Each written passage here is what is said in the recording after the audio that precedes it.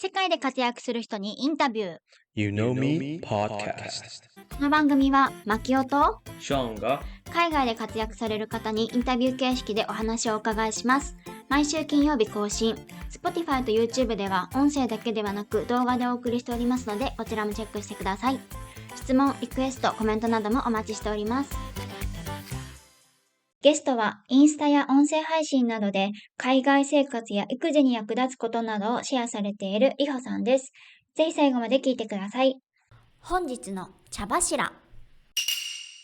今6月半ばだっけ、うん今年の抱負、今まで何をやってきたんだろうって今反省してます、私は。本当だよ。この半年間で何をやったのか、私たちは。ダイエットもまだ1キロも減ってないんじゃないか。そうだよ。運動しに行ってるのに痩せてないってさ、空気で太ってるとしか思えないんだけど。いや、まあ、お酒もちょっと飲んだから。自覚がなかったらやめればいいじゃん。そっか。まあ、とりあえずじゃあ、今年の抱負をまたリスタートしましょじゃあ何ですか？う。コーディングをちょっとやってみたいなと思って。何のコーディング？メイクという自動化というプログラムを今勉強してますけど、かなり難しいというか慣れてないとか。知識がないと難しいでしょ、コーディング。いや、知識がなくてもいいんだけど、なんていう、その思想その自動化の思想は、難しい。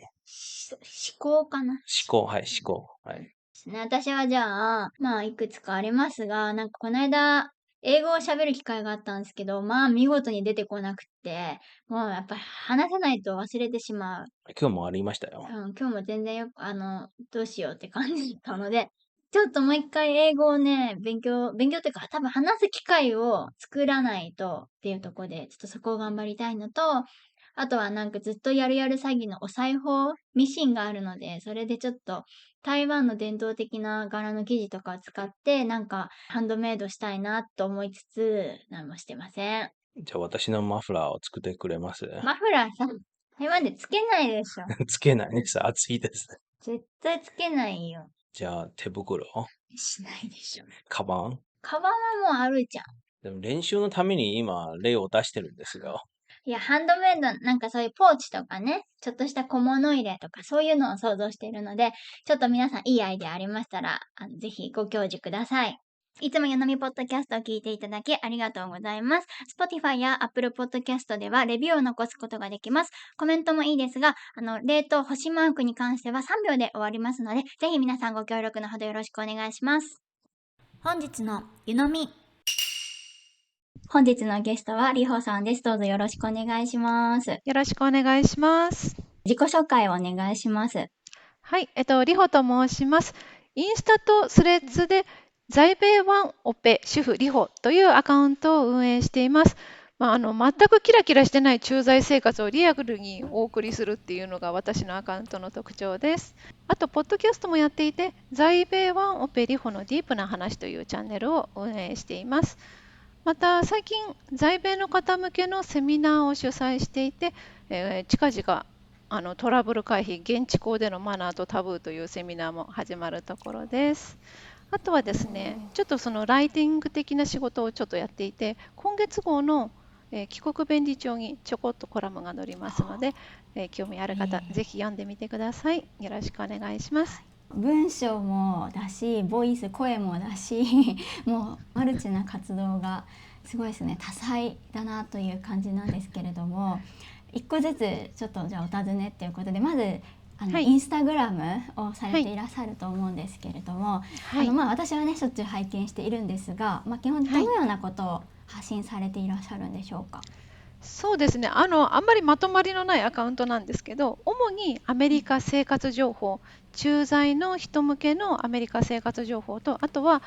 我が家が高学年の子どもたちを連れてアメリカに駐在に来ているので、そういった高学年帯同の駐在生活のリアルについて発信しています。その今高学年というお話だったんですけれども、私は全然その子育てとかしたことないのでわからないんですが、結構その低学年と高学年とでも違うもんなんですか？そうですね、違うと思います。やっぱり中学生、うんうちの娘は中学生でアメリカに来たんですけれども、中学生で、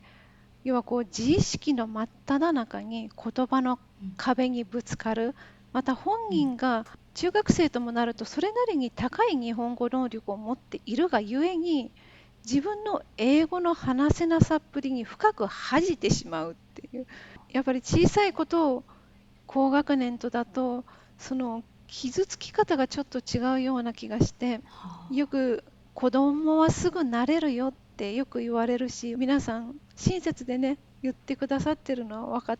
てるんですけど、高学年態度に関しては正直子供はすぐ慣れるっていう捉え方はリスキーだったなって。もっと実際どういうふうに子供たちが苦労するのかっていうのを知っていて、いろんな親として、すべきサポートがあったなっていう、そんな反省を、はい、皆さんにお伝えしています。そうなんですね。いや、本当おっしゃる通りでね、お子さんはすぐ適応するから、言語も学ぶの速度もあっという間よみたいなのはね、しょっちゅう聞くので、やっぱそこでも大変なんだなっていうのと、実はうちの今話を聞いてて思いましたが、夫ショーンも小学校5年生5年生でアメリカに移住していますので、ちょっとね重なるとこがありますけれども、どうでしたか？じゃあ実際。その通りです。親にも傷つくために言うじゃなくて、なんで分かってないのとか聞かれてるんですよ。なんで英語学校で勉強したんでしょ、それぐらいはできるでしょと言われたことは何度もありました。学校で勉強していたら英語を話せるようになるっていうのは高学年に関しては大間違いですよね。学校の課題についていくだけで精一杯で、英語自体を噛み砕いて理解する余裕みたいなのがこと中学生にミドルスクールに上がるとなくなっていくのが現実ではないかと思ってますね。子どもたち大変ですよね。ショーンさんもさぞかし苦労されたろうと思います。とうなずいてますけれども、大変でした。そうそう、よく聞くのはやっぱり現地校に行って、あと土曜日に補習校にね行ってっていうことで、週6日の学校生活で、しかもなんか話によるとなんか宿題も補習校めちゃめちゃ多いとかって言って、なんか話を聞くだけでわあめっちゃ大変やななんて思っちゃうんですけれども、なんかすごいですよね、そういう生活も。すごいですよね。我が家は割と早々に補習校は諦めたんですよね。下の息子が、結構本格的に野球をやっている子で、スポーツのやり方、取り組みを知っていると補習校と両立できないんですよね。ただ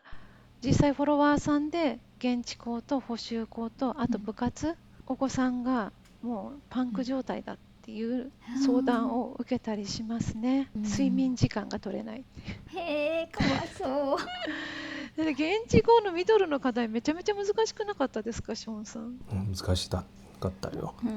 ですよね。物理とか台湾と日本はないっていうのが、例えば数学ってさ、文章で書いてなぜこうなってるのが絶対ないでしょ。説明をするってこと？そう、説明して、で自分の感想とか。感想？そう、感想で例えばその物理はなんとかのもしくは化学反応があって、なぜこうなってるんですか、文章を書いてくださいというのが課題があったんです。科学は日本でもなくはない気はするけど、数学とかはあんまり。物理はありますよね。なくはないですよね。なんか説明するとか。確かにすごいおっしゃること分かります。日本の勉強ってどちらかっていうと知識をたくさん蓄えて、それをテストに応じて引き出すっていう感じなんですけど、アメリカだとワークっていうその書いて理解したところをきちんとアウトプットして見せるっていう部分がすごく重視されるので、おっしゃっていたようなサイエンスのワークとかを見るともう文字びっちりですよね。その手書きでそれを解説してくださいと言われたことはありました。で英語がわからないとまず聞かれてることがわからないから、質問をトランスレートにかけて、でそれを日本語で解いてまたそれをトランスレートにかけて、でもトランスレートサイトも完璧ではないのでそこをさらに修正していくみたいな、現地校が踏まない段階を踏まないと課題が仕上がらないっていう、ようなこともありますね。ともう一つも大変っていうのが、学校の中に小説とか読むんですよ、アメリカでは。ある小説をその感想文を書く、それはなかなか難しいですよ。なぜその人物の動機は何ですかという。母国語でも難しいもんね、大変だもんね。同じようなことを私コミュカレでやりました。そうなんですね。毎週何ページ、このチャプター読んでこいって言われて、でそれのサマリーを授業中にグループワークで仕上げなきゃいけないんですよね。でそう感想を書いたりっていう、このねグループワークのトークがめちゃめちゃ辛い。発表に当たるとなおさら辛いっていう。辛いですよ。プラス発表。発表、人前でね、下手くそな英語で話さなきゃいけないっていうね。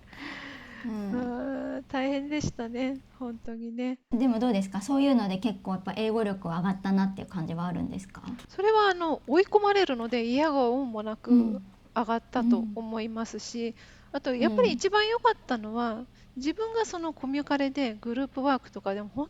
当恥ずかしい、周りの子たち大体こうもう20歳以下みたいな、自分の子供みたいな年の子たちと一緒にワークをして、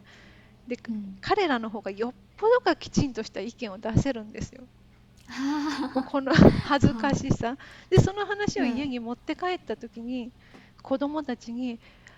やっと自分たちの苦労が分かったかって、そういうことを自分たちは毎日学校でやってて毎日恥ずかしい思いをしてるんだっていうのを言われてね、本当すいませんでしたって分かってなかった、ごめんなさいって。いやでもいいですね、ちゃんと実体験としてお子さんの気持ちと同じこう立場で分かってっていうのはね、やんなきゃ分かんないです。聞くとやるでは大違いでした。なんでもしなんかねこれを聞いていらっしゃる方もね、親御さんいらっしゃったらね、ぜひこうチャレンジしてみるのもいいかもしれないですね。すごくいいと思います。親も英語にトライをする姿勢を見せる、親も現地の、ね、生活に飛び込む姿勢を見せるっていうのはね、子供のが納得してくれるんで。リホさんインスタグラムで本当にさまざまなこと発信されていらっしゃるんで、一つずつ本当は聞いていきたいんですけど、ちょっと時間の都合もあって難しいので、なんか特に反響が大きかった投稿とか影響があったなって思うようなポストってどういうものなんでしょうか？そうですね、本当こうまとまりのないアカウントなので、どれか1個って選ぶの結構難しいんですけど、やっぱ保存数が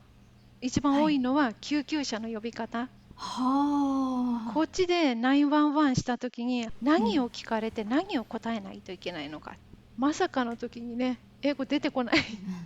出てこなくなっちゃうので、皆さんイメトレしてくださってるのか保存数が900近いですね。うわ、900、すごいですね。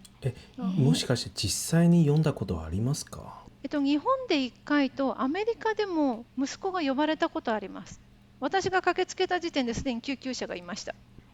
誰かが呼んでくださったってことですか？そうですね、学校の敷地内の長い坂道でスケボーですっ転んで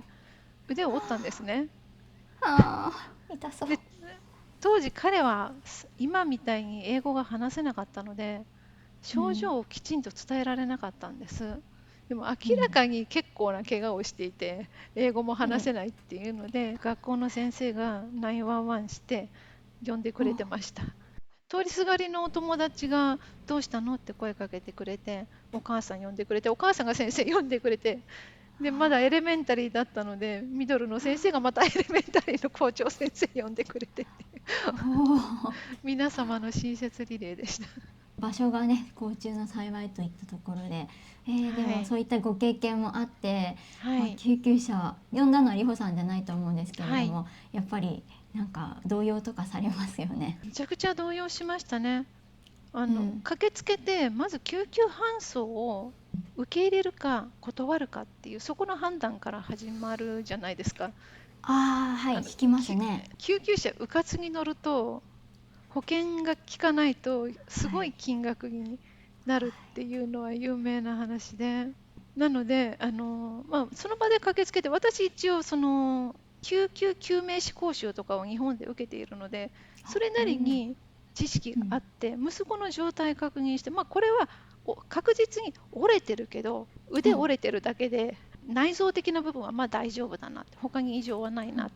これ救急車乗る必要ないなって。でも、うまく断らないと虐待と間違われるっていう話もあるので、これをパラメディックスっていうその救急隊員の方にどう説明しようっていう。そこまで考えなきゃいけないんですか。やっぱり子供なので、きちんとした医療を施さないっていうのは虐待になるんですよね。実際その場で結局息子の ESL の先生が電話で助けに入ってくれて、その ESL の先生を通して、もう彼は命に関わる怪我ではないので自分で病院に連れて行きますって言って応急処置だけしてもらって断ったんですけど、後からどこの病院に連れて行ったのかとか、ドクターは誰だったのかとか電話で調査が来ました。そういうとこはやっぱアメリカはちゃんとしてるんですね。ちゃんとしてますね。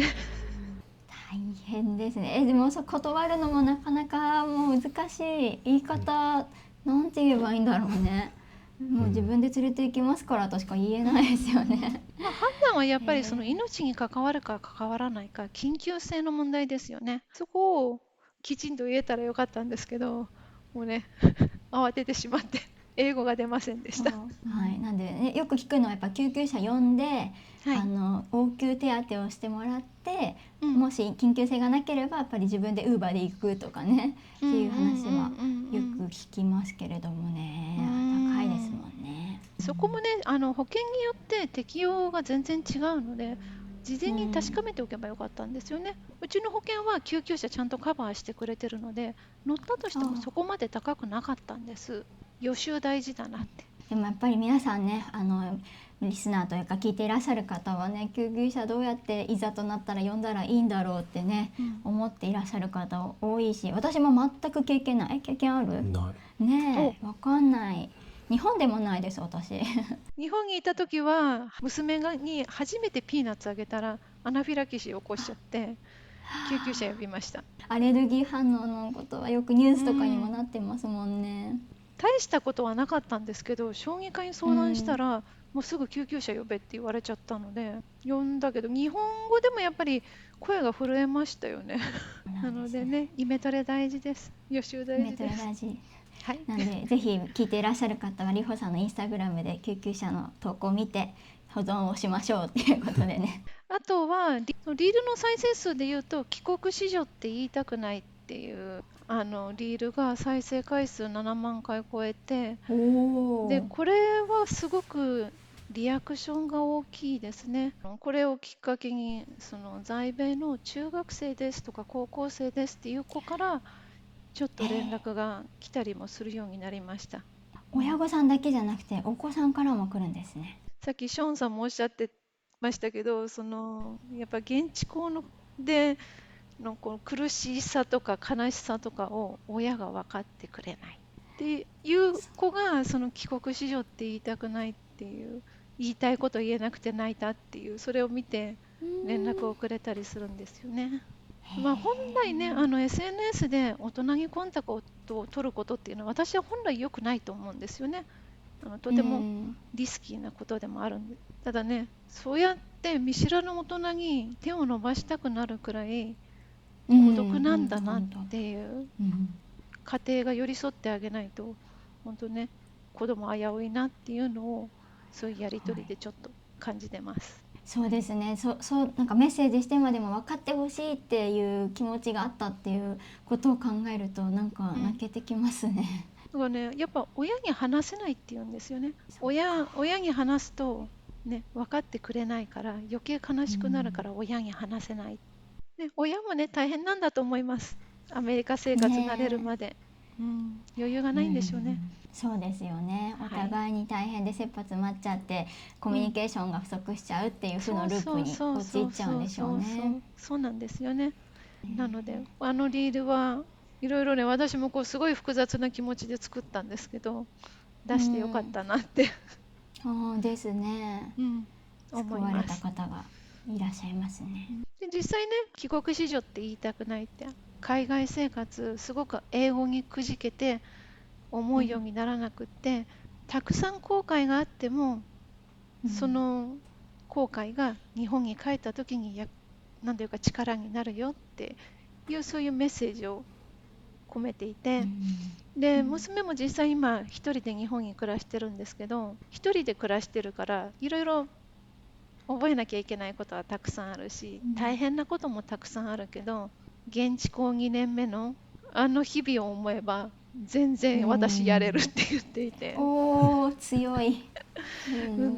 自分でも私ずぶとくなった気がするって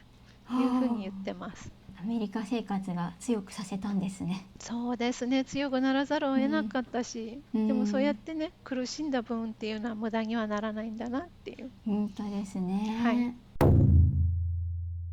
もう一つインスタグラムも気づいたところは、差別にあったらというポストは、それは何でしょう？あれはですね、差別にあったり、あとはいじめとかでもそうですね、理不尽な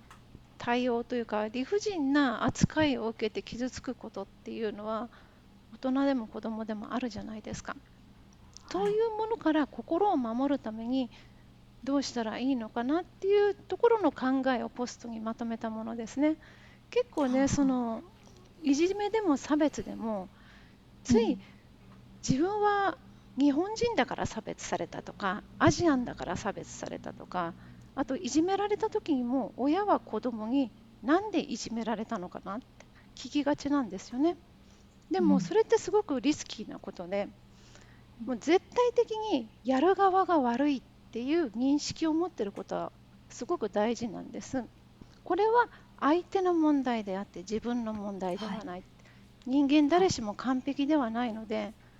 自分の側、やられてる側の中に原因を探し始めたら、人間誰だって何かしら自分の欠点に気づいちゃうんですよね。だからいじめられてる子っていうのはごめんなさいって遺書に書くんだそうです。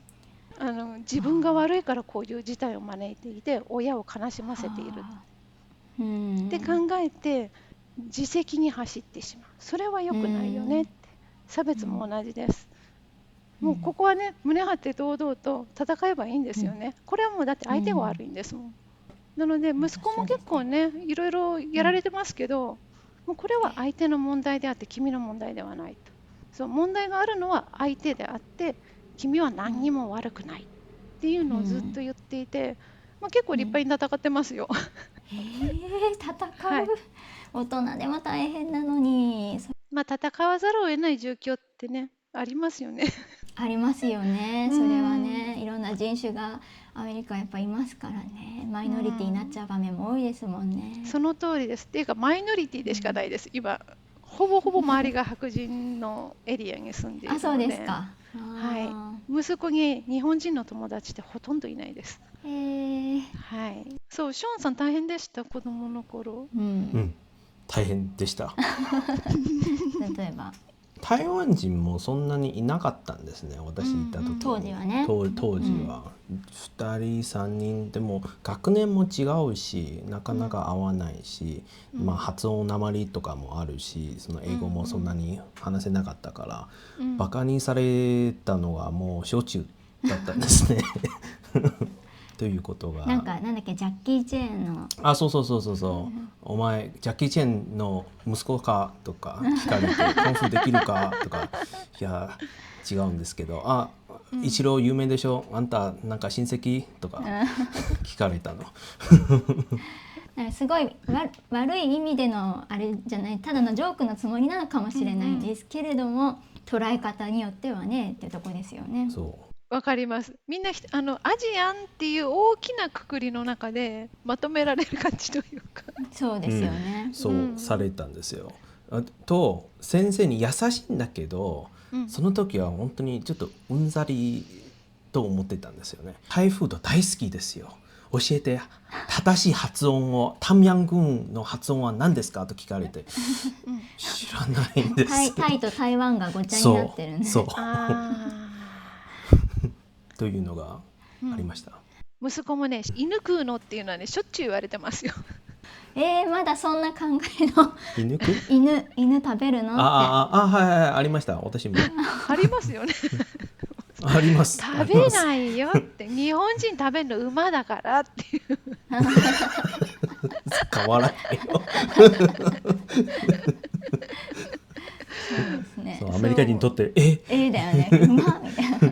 いや実際ね、ただの食文化の違いなので、外野がごちゃごちゃ言うことじゃないっていう、犬食べたってそれが何なんだっていう話なんですけどね。難しい。差別ってね、一言で言うと簡単なんですけど、結構無知かどうかっていう違いとかも結構あるからね、複雑ですよね。すごいありますよね。広島の原爆の話とかも息子は学校で友達とやり合ってくる時があって、アメリカ人は結構それをねジョークにするんですよ。やっぱりオッペンハイマーの映画もそうでしたからね。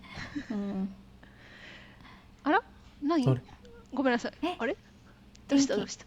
電気が消えた。ちょっと待ってください。ついた。なんだろう。ごめんなさいね。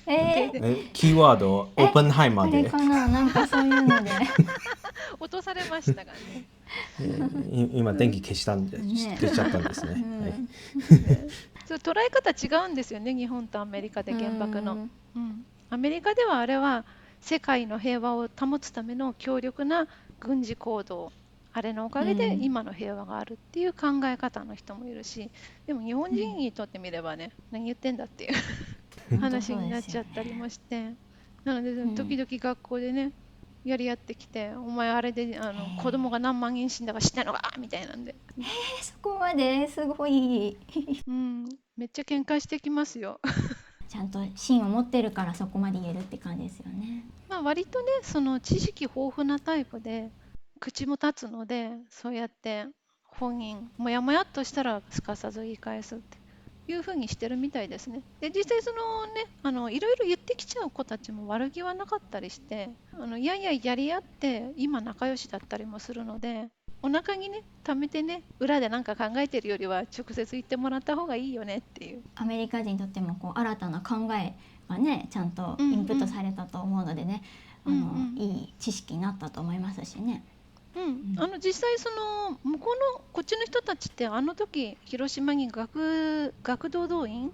工場とかで働くために子どもたちがいっぱいいたんだっていうことを知らないので、そういったところの被害を伝えると結構衝撃を受けてるそうです。すり合わせですね。ですね。リコさんはアメリカ住んで今何年目ぐらいでしたっけ？4年目です。そんな中で特に大変だったことなど、なんかリスナーさんとシェアしたいことなどはありますでしょうか？そうですね、我が家パンデミックの最中に渡米してきたのでトラブルだらけなんですよね。で中でも大変だったのはやっぱりソーシャルセキュリティナンバーが半年もらえなかったって。半年ですか？何もできないじゃないですか。そうなんですよ。ずっとね、しかも夫婦でホールドになっちゃったので原因もわからないし、問い合わせをしてもなんか折り返すって言って永遠に折り返しは来ないっていう状態が半年ずっと続いていたので、それは大変でしたね。アメリカのお役所って真屈だなって思いました。当時はねそういうトラブルがいっぱいあって、今、ソーシャルセキュリティアドミニストレーションはその後の訴訟に追われているなんていう話も聞きますね。へえ、そうなんですか。シェアしたいこととすれば、やっぱりトラブル回避とトラブル対処の知識と経験、我が家家のトラブルもすっごい多くて、今もホットウォータータンクが水漏れしててずっと大家と喧嘩してます。そんな。でもアメリカあるあるですよ。アメリカあるあるなんですけどね、でももうちょっと知識があったらこの状態は避けられたなって思います。下見の段階であらゆるパイプ詰まってましたから、入居した時点で水流さなきゃいけないなとかいろいろありますよね。日本ではないことが。私たちもそういう考えも全く一緒ぐらいだ。そうですね。本当に同じように家のトラブルはもう上げたらキリがないぐらいいっぱい出てきますけれども、お水とかパイプとかね、カビとかもいっぱいありますよね。そう今地下室がカビだらけで大変です。水漏れのせいで、厄介なんですよ。あれ根が残るから一回生えちゃうと大変ですよね。いやもううちまさにそれで水漏れからカビになって、うんもう何ヶ月工事してた3ヶ月半年でもじゃないの。半年は行ってないと思うけど、前後とかそうもうほんぐらいほんと 4,5 ヶ月ずっと工事業者来てて、まあ進みも遅いんで、でも壁全部取って中の、壁の中まで全部取ってみたいな感じで、しかも2階でしょ。1階はちょっと死んでて、で1階で解決したと思ったらまた出てきたパイプはもう1回治ったって言って帰ってったらなんかやっぱりダメだったみたいな感じでまた来たりして、もう何ヶ月かかんねんみたいな感じ。聞いてる視聴者は絶対そういう苦痛がわからないんですよ。日本だったらすぐ直せるでしょ、1週間ぐらい以内すぐ来るしねでしょ、以内で。でもアメリカそうじゃないんです。そうですね。なんか家の故障のね、起こり方半端ないですよね。うち2年間で修理を呼んだのだけで30超えてます。常に何かが故障してるっていう。だから大家をね、選ぶことってすごい大事なんですよ。ちゃんとした大家は熱心にメンテナンスをするので、そこまで故障起きないんですよね。うちの大家は相続大家で、結構レイジーな人なので、我が家が入る前に3年放置してたらしいんですよね。その間にパイプに木の根が入り込んじゃってるし、壊れるものはみんな壊れてるし、なのでそういう家はね、本当住んじゃいけないなって。じゃあもうこれから家を考えている人はやっぱりその家の内面だけなくてちゃんと大家さんの人柄とかどういう性格かとかそういうのをちゃんと見た方がいいって感じですかね。大家がね、他にも持ってる物件があるならそっちも見に行くといいって言いますね。で、周りの家と見比べるとやっぱり手入れのいい家っていうのは外から見ても分かるので、ペンキの塗り直しとか屋根の補修とかそういうのをよく見て、この大家はちゃんと手入れする大家なのかどうなのかっていうのを見極めておくといいんじゃないかなと思います。めっちゃ役立つ情報。はい。絶対見ようこれからはって感じになりますよね。じゃあこの経験で自分もなんか物が直せるようになってます。いろんな YouTube 見ながらこれ自分で修理するとか。それはね、やらないようにしてます。なんか下手なことをしてかえって壊すと、うちは賃貸なので逆にお金が発生したりする場合もあると聞くので、基本的に大家に知らせてひたすら早く直せってで、必ず写メを撮って記録してるよっていうことでメールでやり取りしますね。電話だとやり取り残らないんで、後に残る形でクレームを入れるっていうのをずっとやってます。それ大事ですね。アメリカ本当ね、残す残さないでも訴訟にすぐなってしまいますので、はい、めちゃくちゃ重要。もうそういうのも私たちも結構トラブル何度もあって大変な思いしてきてるのでめちゃめちゃわかります。そうなんでりほさんのそういう情報をね、これに限らず、本当インスタグラムですごい多岐にわたる情報を発信されていらっしゃるので、ぜひ皆さん全部読んでほしいもう一つシェアしたいのは高学年帯同の話ですね。高学年で駐在帯同をする家庭自体がそんなに多くはないんです。なのですごく情報不足、受験に関しても、本当全然情報がないっていう方もいらっしゃるので、そういう方はね、気軽にメッセージくださってもいいですし、困ったらね、高学年帯同ほどやっぱりね、悩みが深いんですよ。受験がちらつくし、帰国後のね、高校大学っていう、もう将来にそのまま直結していく年にお子さんがなってしまう。で、親子関係もすごく繊細な時期になってしまうので、なのでね、親子で抱え込まずにちょっとね、アカウント見てみてほしいなって思ってます。本当ですね。はい。もう高学年っていうと、要は小学校4、5、6年生ってことですか？そのくらいですね。でも一番大変なのは中学からのスタートだと思います。いや、はい、もう素人目でもう絶対大変なのが分かりますわなのでぜひ、そういった方たちにね見ていただけたら嬉しいなというふうに思います。りほさんはなんとポッドキャスト配信も始められたということで、私も何エピソードか拝聴したんですけれども、めちゃめちゃ聞きやすくって、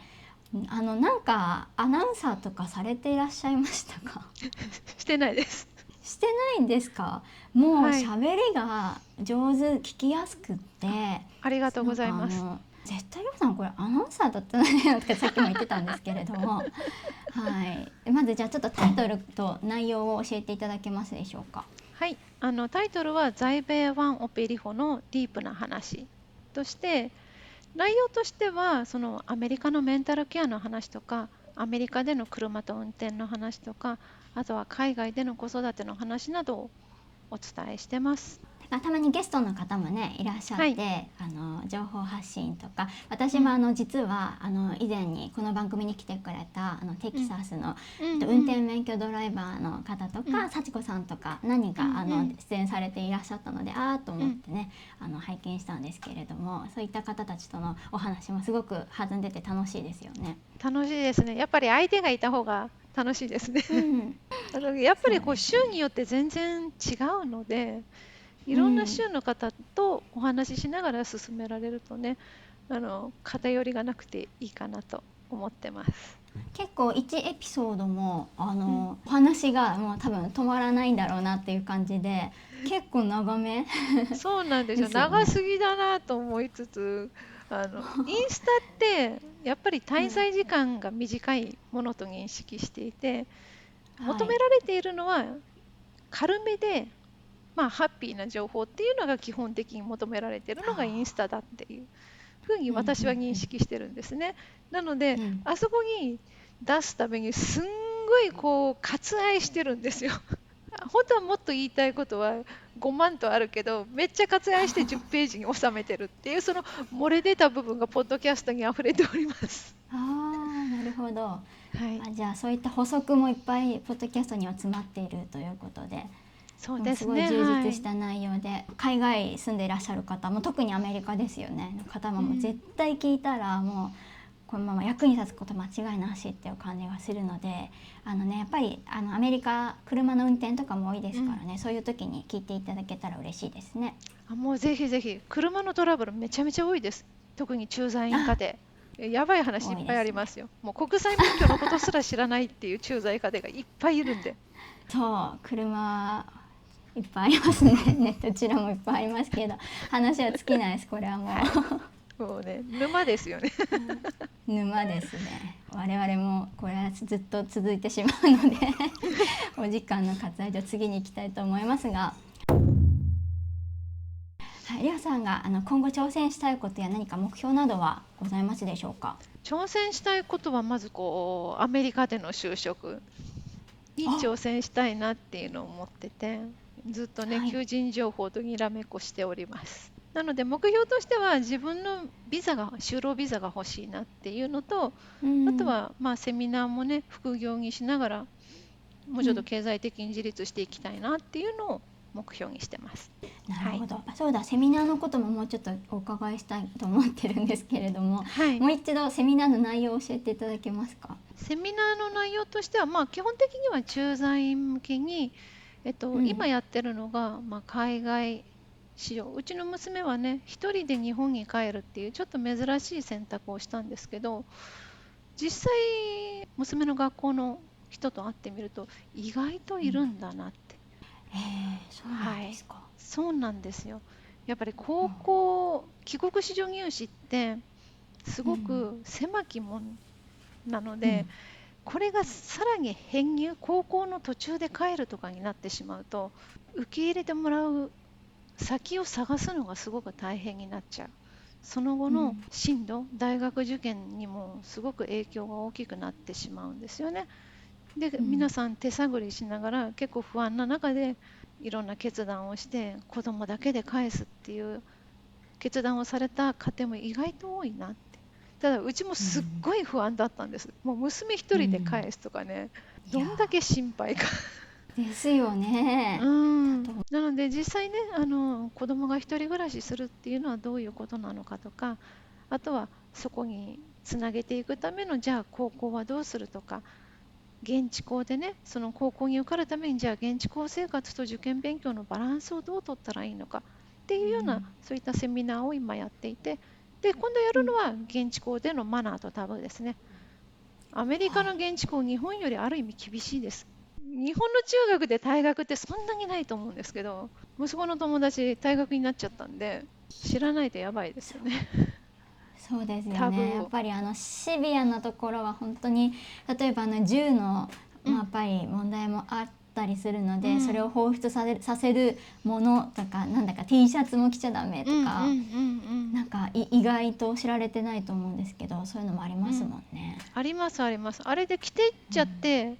学校でごめんちょっとそれ裏返しにしようかみたいなことになったっていう話も聞きますしね。いろんなトラブルの話聞くのでね、皆さん知っといた方がいいんですよね。あらかじめ。よくあるじゃん、その日本の変な英語の T シャツで学校に行ったら、あれは結構やばいやつ。私もそういう同じことをしたんですよ。変な T シャツの、その時の多分台湾で買ったんですよ。で書いたのが Let's make love together っていう T シャツでバッて書いてる。やばい、それは。そうでも確かに分かんないよね、子供だったら。なんかそう見てないよね、その文字なんてね。見てないただ着るだけで、ああ何してるのって感じで、先生はちょっとあんた来てって感じであったことはありますよね。ちょっとセクシャルに取られちゃいますもんね。でセクシャルなことって学校内本当ダメなんですよね。政治もあるよね。州によるとか場所による、その繊細ですね。センシティブだよね。センシティブなこと。あともう一つ宗教リリジョンってさ、書いてるやつは全然何も見てないから、あれはダメですとか。いろんな宗教いるしね。アメリカは。本当それ宗教っていうものをちょっと予習してから来た方がいいんじゃないかなっていうのは私もすごく思います。なので息子も友達に進化論の話みたいなのを、ね、議論かけられたことがあってなんか分かったそれね、キリスト教と進化論時々というか相入れないっていうね。でもそこでねとことんぶつかっちゃダメじゃないですか。相手にとっては大事なものだから、そこを尊重するっていうこともね、あらかじめ知っておくといいんじゃないかなと思います。息子はその進化論のね、落としどころのない話をしたお友達と3年経っては今でもすごく仲がいいので、リスペクトさえあればね、ちゃんと仲良くなれるので、そこをちゃんとね知っておくこと大事だなって。いや本当知っておくか知ってないかっていうその差がねすごく、響いてくる重要になるなっていうふうに思いますね。もう一つ思い出したんだけど、クリスマス日本もやってるんでしょ。クリスマス X って書いてるじゃん。X マス、あれはタブーですよ。そうだよね。めちゃめちゃタブーです。どういう意味になるんですか。なんか聞いたことあるんですけど。クリスマスはキリストでしょ、クライスト、で罰で与えてるじゃん、つまりイエスに罰に与えてるんですよ、侮辱してるってことです、そうなんですね。それは気をつけないといけないですね、そうで台湾もそうだし、日本は特に X マスって書いてる、しょっちゅう見かける、結構見たんだけど、あれも私も知らなかったんですよ、で行ったら結構先生に言われてるの。言われたんだ。言われたよ。だから今でも覚えてる。T シャツがなんていう連打セール、カバンで書いたかなもので、先生に見られたら何してんのって聞かれて、全然そういうそう知らなかったと、メリークリスマスで軽くで言ってしまって、ダメですそういうの言うのが、だってみんなそれぞれだから、中東の人もいるし、でブーデスもいるし、いろんなリジョンあるから、それ言っちゃダメです、ハッピーホリデーとか言わないと。本当それですよね。うちの子も学校で「オーマイゴッド」って言って目ってダメよ、オーマイグンネスって言いましょうねってそうでも私も本当アメリカ行くまで全然知らなかったですもん。全然メリークリスマス行っちゃいましたよ本当そう。だから日本人結構ね不用意に宗教に触れてるんですよ。それがやばいっていう、そうですね。みんなオンラインで、開講されてる感じですか？はい、そうです。じゃあ受けたいっていう時は何か、りほさんのインスタグラムかなんかを通じて申し込みができるっていうような感じでしょうか？今日明日あたりセミナー用のアカウントを立ち上げて告知を出す予定です。もう今以上ね、今のアカウントをごちゃをつかせるのは皆さんに申し訳ないので、はい、別アカウントの方でこういったセミナーやってますよとか、その申し込みとかも聞いていくつもりです。わかりました。じゃあその情報も概要欄に載せておきますので、興味ある方ありがとうござい覗いていただければと思います。はい。最後になりますが、何かメッセージがあればお願いします。そうですね。結構ね、アメリカ生活みんな最初はくじけるんです。でもインスタを見ると人はキラキラして見える。それを見て余計に落ち込んじゃったりもするんですけど、あそこにあるのは基本的に皆さんの人生のハイライトであって、結構ね、その実話をしてみればいろんな地獄があって自分だけがこんな苦労してるって